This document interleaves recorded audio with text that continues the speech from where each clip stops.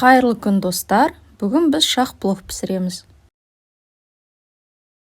Қызып тұрған табаға сары май салып, пиязды қуырамыз.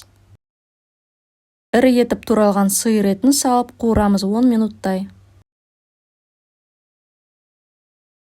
Курага мен изюмды қосып, 2 минуттай қуырамыз. Дәміне қарай тұздап, дәмдеуіштер қосамыз.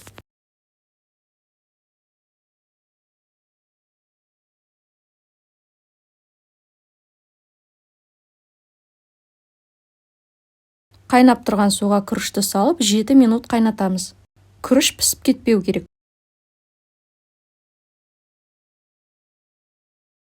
Тарелкамен лавашты кесіп алып,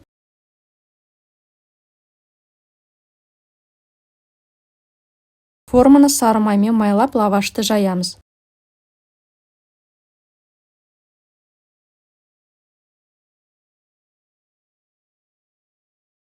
Әр лавашты майлап саламыз. Күрішті салып, борт жасаймыз. Ортасына етті саламыз.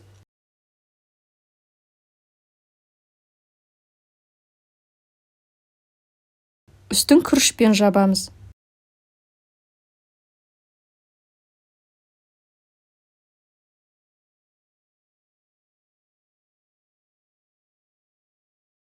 Лавашпен толықтай жауып күрішті, үстін сары маймен жағамыз. 180 градус қызып тұрған духовкаға 1 сағатқа қоямыз.